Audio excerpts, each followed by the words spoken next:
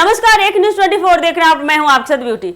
देखिए, जैसा कि आपको मालूम हो कि बिहार की राजनीति में विधानसभा चुनाव 2025 से पहले ही जबरदस्त हलचल देखने को मिल रही है। राजनीतिक तापमान तेजी से चढ़ रहा है और इस पूरे घटनाक्रम के केंद्र में एक बार फिर से लोक जनशक्ति पार्टी यानी कि रामविलास के अध्यक्ष और केंद्रीय मंत्री चिराग पासवान है। 2020 के चुनाव में उन्होंने जिस तरह एनडीए से अलग होकर एकला चलो की नीति अपनाई थी, वह नीतीश कुमार और जेडीयू के लिए एक बड़ा झटका साबित हुआ था। अब जब वह एनडीए का हिस्सा है, फिर भी उनके बयान और गतिविधियां फिर से पुराने घटनाक्रम की याद दिला रही है। बता दें कि 2020 के बिहार विधानसभा चुनाव में चिराग पासवान ने अपने दिवंगत पिता रामविलास पासवान की राजनीतिक विरासत को नए ढंग से आगे बढ़ाते हुए एक साहसिक फैसला लिया था। उन्होंने एनडीए में रहते हुए भी बता दें कि नीतीश कुमार की जेडीयू के खिलाफ 133 सीटों पर उम्मीदवार उतारे। उनका नारा था बिहार फर्स्ट, बिहारी फर्स्ट, जिसे वे खुद को एक नए नेता और विचारधारा के रूप में स्थापित करना चाहते थे।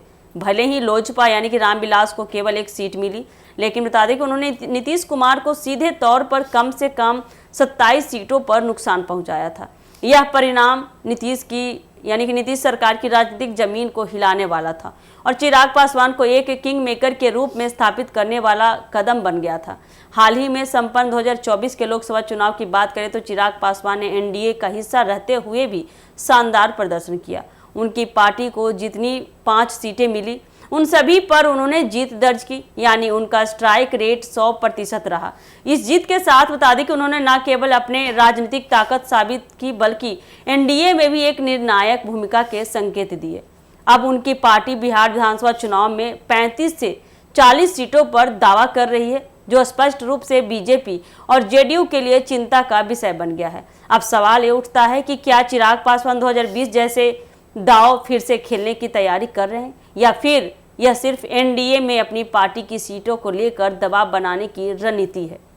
उनके हालिया बयानों से यह अनुमान लगाना मुश्किल नहीं है कि वे खुद को सिर्फ एक केंद्रीय मंत्री तक सीमित नहीं रखना चाहते, बल्कि बता दें कि उनके बयानों जैसे बिहार मुझे बुला रहा है और मैं ज़्यादा समय केंद्र में नहीं रहना चाहता से संकेत मिलता है कि वह मुख्यमंत्री पद की ओर भी नज़र गड़ाए हुए हैं। इससे यह संभावना और गहरी हो जाती है कि अगर उन्हें एनडीए में पर्याप्त सम्मानजनक हिस्सेदारी नहीं मिली तो वह एक बार फिर से अलग राह पकड़ सकते हैं।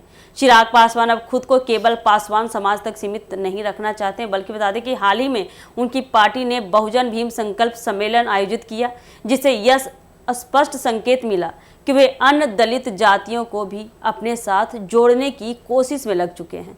बता दें कि यह सामाजिक समीकरण उन्हें अकेले चुनाव लड़ने की स्थिति में भी एक नया आधार दे सकता है। वही चिराग पासवान के बढ़ते प्रभाव और उनके सीटों की मांग से एनडीए में बेचैनी साफ देखी जा सकती है।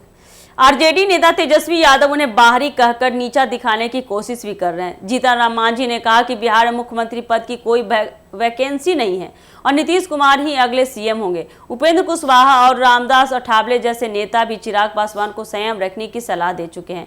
यह सब दर्शाता है कि चिराग पासवान की महत्वाकांक्षा एनडीए के बाकी दलों के लिए चुनौती बनती जा रही है।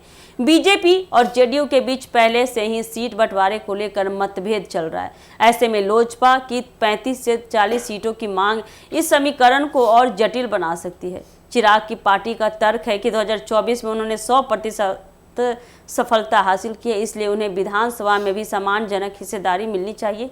अगर उन्हें उनकी अपेक्षा अनुसार सीटें नहीं मिली तो यह टकराव बड़े राजनीतिक भूचाल में भी बदल सकता है। बता दें कि फिलहाल चिराग पासवान इस बात से इनकार कर रहे हैं कि वे 2020 जैसा कोई कदम उठाएंगे।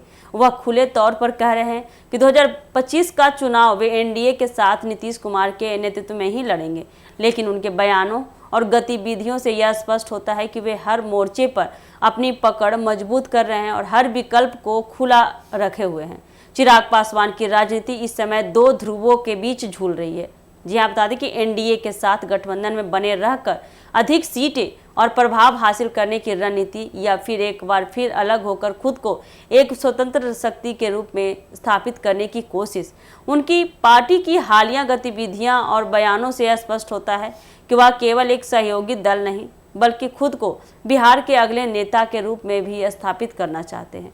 यह महत्वाकांक्षा एनडीए के लिए सिरदर्द बन सकती है और बता दें कि इस 2025 का चुनावी परिदृश्य काफ़ी रोचक होने वाला है। तो यह देखना काफ़ी दिलचस्प होगा कि क्या चिराग पासवान नीतीश कुमार के नेतृत्व में यह चुनाव लड़ेंगे या नहीं। तो इस पर आपकी क्या प्रतिक्रिया हमें कमेंट सेक्शन में बताइए और ऐसे ही अपडेट के लिए जुड़े रहिए हमारे एक न्यूज़ 24 के साथ। दीजिएगा इजाजत, धन्यवाद।